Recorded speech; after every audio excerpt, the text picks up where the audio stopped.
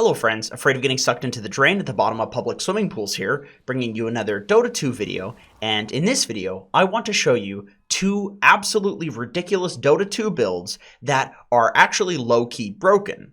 These builds are so good that you will start seeing them in your pubs when people start copying pros, and they are definitely on the chopping block to get nerfed because we all know Ice Frog does not like weird shit in his game. The first build that I want to take a look at is Tranquil Boots stacking Healbot Pugna. This hero is best in a 4 or 5 position, but it can definitely be played offlane and mid as well because it's just that strong. There are 3 major factors that, in my opinion, make Pugna insanely broken in the current patch. 1. Using Decrepify to control pulls better than any other support in the game, and I mean that, literally any other support. 2. The ability to stack Tranquil Boots and basically function as a permanent medic. 3. The fact that healing also gives mana for some reason. So about the first point, in terms of controlling pulls with Decrepify, I do want to do a quick tip of the Pepsi cap to Pugna's innate ability to mess up the carry's last hits with the very same ability. Typically, when Pugna's laning comes into conversation casually on the elevator, this is what people usually point to for, here is Pugna's laning prowess. When in reality, this is far less impactful than using Decrepify to stop and secure pulls. However, denying carries with Decrepify does actually function as a really good analogy for why Pugna is so much better than other supports. Think about why Pugna can spam Decrepify to stop a carry from getting last hits without you just getting reported by all of your teammates. Imagine a Bane doing this with Nightmare, which functions kind of the same. That would be far less reasonable, and we all know that as a gut instinct. You'd be in low priority within a few games if you did that every game. Why is it different? Because Decrepify is spammable. Pugna is the only hero in Dota that has a spammable ability that breaks creep aggro like this. And as a result, every single time Pugna pulls or someone pulls against Pugna, 2 heroes need to go and contest it. And that is a huge investment. As for the second point, Pugna really crossed the line into OP hero territory when Life Drain was changed from a 22-second cooldown to a 7-second cooldown. Why? Because once you get level 6, every 7 seconds you can basically pick one guy and force them to either die or take half of their HP and damage and get the hell away from you. Even when this was a 22-second cooldown, it felt a little bullshit. But at least before, you could interrupt Life Drain and Pugna would be useless for 22 seconds. This is no longer the case. On top of this, this newfound ability to suck more frequently triggered a lot of players to experiment with the negative suck Pugna, playing him more as a healer than as a damage dealer. Turns out, this is, and probably already was, a really crazy good way to play the hero. And with this newfound playstyle in mind, the ability to stack Tranquil Boots for a metric shit ton of regen makes Pugna the single greatest healer in Dota 2. And that brings me to the third point. The fact that Pugna, for some godforsaken reason, can heal people for mana when they're at full HP. To put into perspective how broken this is, let's take a look at items with mana regen versus HP regen.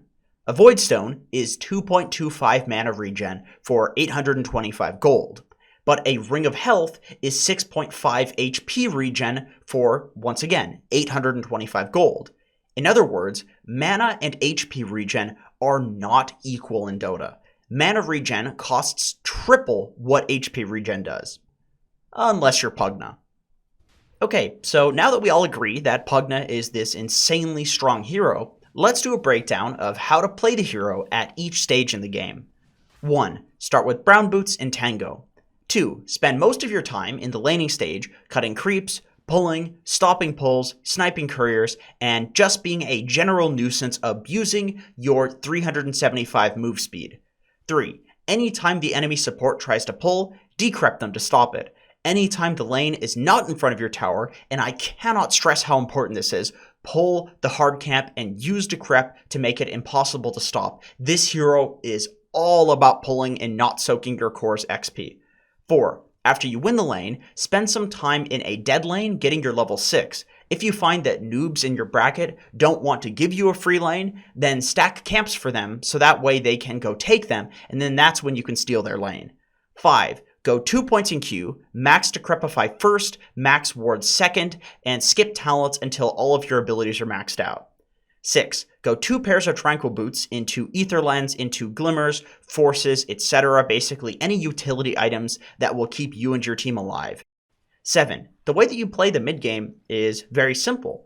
You fight as much as possible because Pugna has really low cooldowns, drop your ward at the start of fights, and heal whoever is getting focused. You basically want to bait people. Decrepify either yourself if you don't want to die, and there's a lot of physical damage, people are focusing you, or decrepify the person that's getting focused if they're going to die to physical damage.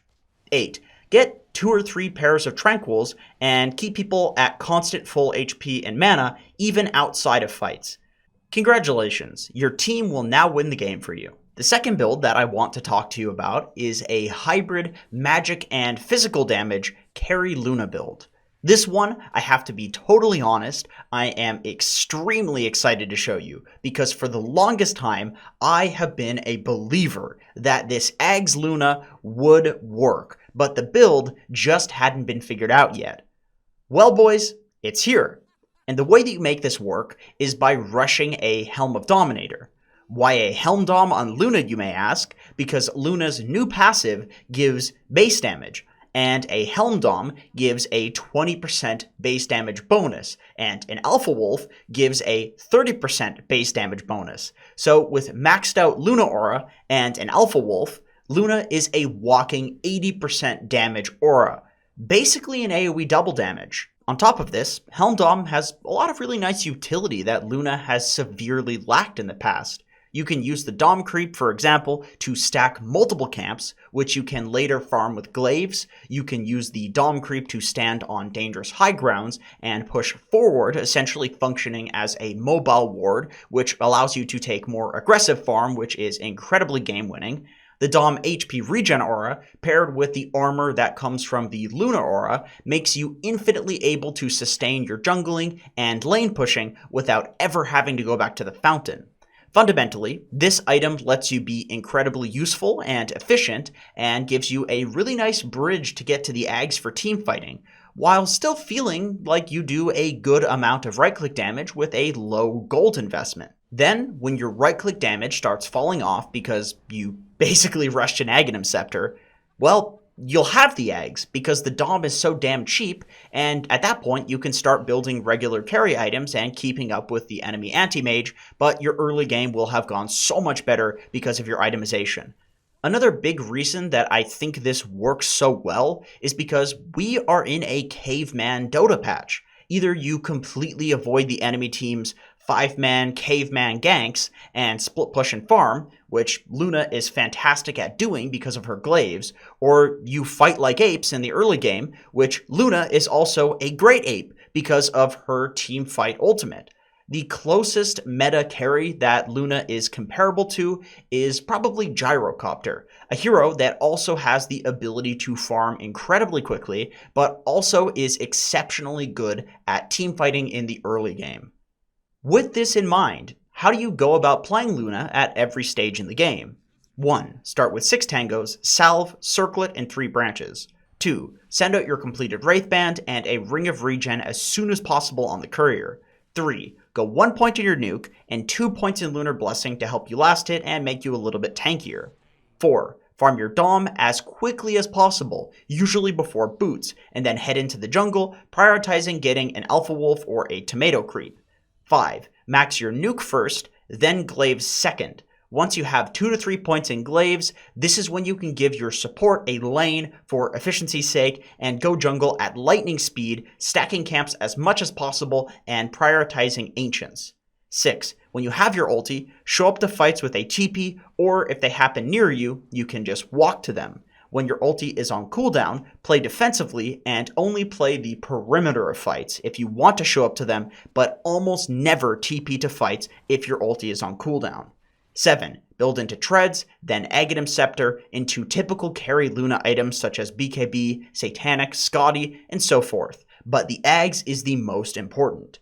8. Anytime your ulti is off cooldown with your Ags, look to fight. Prioritize killing cores with the help of one of your teammates' stuns, because this ability is essentially an insta-kill on any hero.